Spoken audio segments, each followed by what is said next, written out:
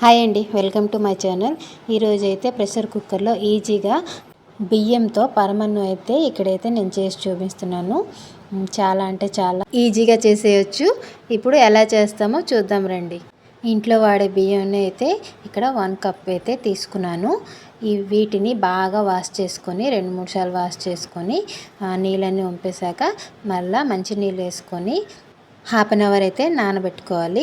ఇప్పుడు ఒక pressure cooker పెట్టుకొని అందులో 2 టేబుల్ స్పూన్ ఒక 10-15 జీడిపప్పును అయితే ఇందులో వేసుకొని నెయ్యిలో అయితే గోల్డెన్ బ్రౌన్ వచ్చేంత వరకు ఫ్రై చేసుకోవాలి.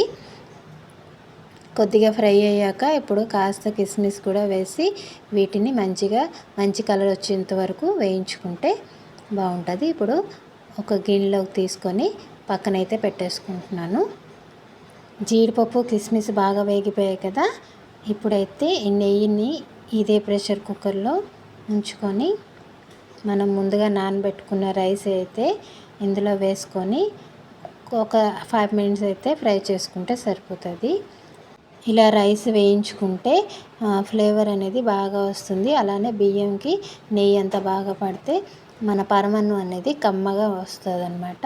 చూడండి, ఒక 5 నిమిషాలు వేయించుకుంటే సరిపోతుంది. కొద్దిగా వేయించుకున్నాక అలానే మీరు ఫస్ట్ టైం నా ఛానల్ చూస్తుంటే సబ్స్క్రైబ్ అయితే చేసుకోండి. అలానే చిన్న లైక్ కూడా ఇవ్వండి. ఇప్పుడు వేయించుకున్నాం కదా, ఇది వేగిపోయింది. ఇప్పుడు 1 కప్పుకి ఒక 2 కప్పుల వాటర్ అయితే ఇందులో వేసుకొని బాగా కలిపేశాక మూత పెట్టుకొని ఒక 2 విజిల్ అయితే హై ఫ్లేమ్లో చేసుకోండి. రైస్ అనేది మంచిగా ఉడికిపోతుంది. 2 విజిల్ అయ్యాక చూడండి, ఆవిరంతా పోయాక ఇప్పుడైతే మూత తీసుకొని చూసేద్దాం. చూడండి, రైస్ అయితే మంచిగా ఉడికిపోయింది. ఇప్పుడు ఈ రైస్ని ఏం చేయాలంటే మనం ఒక గరిటె సాయంతో ఇవంతా మెత్తగా ఇలానే స్మాష్ చేసుకోవాలి. చూడండి, మెత్తగా స్మాష్ చేసుకుంటే మనం ఈజీగానే స్మాష్ అయిపోతుంది, ఎందుకంటే బాగా ఉడికిపోయిందనమాట. ఇప్పుడు ఒక 1/2 లీటర్ పాలనైతే చిక్కటి పాలనైతే నేను ఇక్కడ వేసుకుంటున్నాను. మీకు కావాలంటే ఇంకాస్త పాలు కూడా వేసుకోవచ్చు. చూడండి, వేసుకున్నాక ఉండలేమి లేకుండా మంచిగా కలుపుకోవాలి. చూడండి, ఇవంతా కలుపుకున్న తర్వాత పాలలో కాస్త ఉడికించాక మనకి 1 కప్పు రైస్ తీసుకున్నాం కదా, ఇక్కడ 1.5 షుగర్ అయితే 1.5 కప్పు షుగర్ అయితే నేను ఇక్కడ వేసుకున్నాను. స్వీట్ అనేది కరెక్ట్గా సరిపోతుంది అన్నమాట. కాస్త ఈ పాలు పంచదార వేసుకున్నాం కదా, ఉడికిపోయిన తర్వాత ఇక్కడ పచ్చి కొబ్బరి ఒక 1/2 కప్ వేసుకుంటే సరిపోతుంది. పచ్చి కొబ్బరి ఆప్షనల్ అండి, మీకు ఇష్టం ఉంటే వేసుకోండి, లేకపోతే లేదు.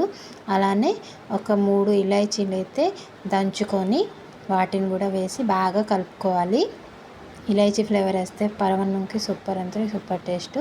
అలానే ఒక 2 టేబుల్ స్పూన్లు నెయ్యి కూడా వేసుకొని ఇవన్నీ మంచిగా కలిసేలాగా కలుపుకోవాలి.